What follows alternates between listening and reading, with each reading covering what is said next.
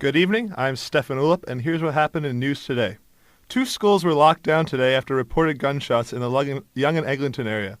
At around 1 p.m., 2 officers making a routine traffic stop heard what they thought were gunshots and immediately locked down the area, including Vaughan Road Academy and Arlington Public School. The schools were locked down in order to preserve evidence. Police officers did not want students interfering with the crime scene. 3 men were detained as police recovered 2 shell casings a block away from Vaughan Academy. There were no victims and no firearm was recovered. After much consideration, City Councillor and TTC Chair Adam Giambroni reported on his Facebook page today that he will not run again in his Davenport ward. Giambroni's executive assistant, Kevin Beaulieu, will be running instead. Giambroni will, however, stay on to complete his term as City Councillor and TTC Chair. The resignation comes after Giambroni dropped out of the mayoral race February after admitting to having multiple affairs. The trial of the last 3 members of the alleged Toronto 18 terrorist group got underway yesterday in a Brampton courtroom. The accused are known as Fahim Ahmed, Stephen Chand, and Asad Ansari. All 3 men are from the GTA and have been charged with knowingly participating in a terrorist group for the purpose of carrying out a terrorist activity. The Crown claims that Fahim Ahmed was the ringleader of the group. Prosecutors say the group's objective was to cripple Canada's infrastructure by targeting the Parliament buildings and nuclear stations. The men have been awaiting trial since their arrest on June 2, 2006. All 3 suspects pleaded not guilty. The City of Toronto has proposed a plan to install more bike lanes on a major road across the city, including University Avenue.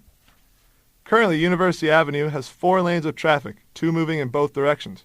Under the new expansion, the lanes would be reduced to 3 driving lanes and 1 bike lane in the center of the road. City officials say they want to move the bike lane to the center in order to use the curb lanes for parking, taxis, and vendors. The city also claims that the impact on the motor traffic will be manageable.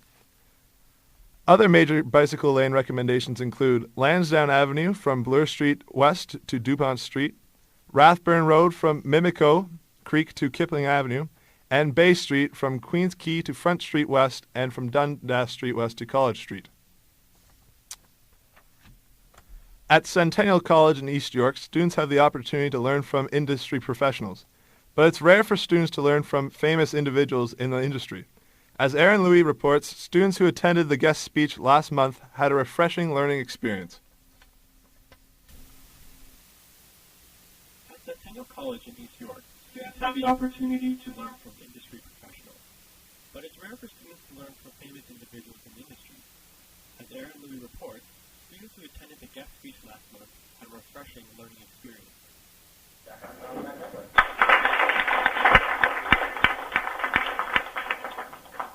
The Toronto Raptors broadcast team of Matt Devlin and Jack Armstrong paid a visit to Centennial College's Center for Creative Communication late last month. Dan Heyman, the journalistic student here at Centennial, says it was a new learning experience. It's in a refreshing way because it's hands-on, directly submitted to you. In their lively discussion, Devlin and Armstrong had several words of wisdom for students, one of which is always to maintain the drive to succeed. You gotta hustle. You gotta hustle. Everyone I knew that was a play-by-play guy or a color guy or an executive in the business, I talk to them and say, hey, give me some advice. I want to be good at this. On the other hand, Devlin calls it something different. I call it being patiently persistent. And you look at those 2 words and you say, how can you be persistent? How can you be patient? Well, the reality of it is that from a patient standpoint, you don't know when your break's going to happen. But you got to be persistent. You got to keep going after it. From their stories of struggling in the early days of broadcasting, students get the sense that Devlin and Armstrong both have something in common. They love what they do. And perhaps this is one of the important lessons students can take from the pair.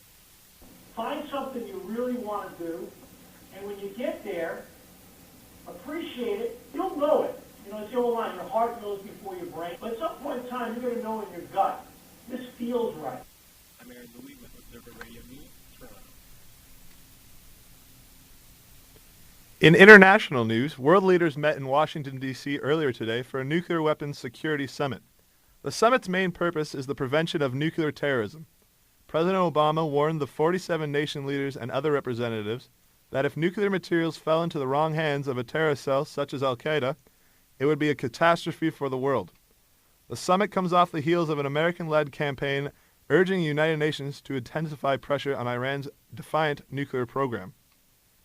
In related news, Al-Qaeda struck again in the Philippines, killing 12 people in a coordinated bomb attack, disguising themselves as police officers and military personnel. That's the news. Have a good evening.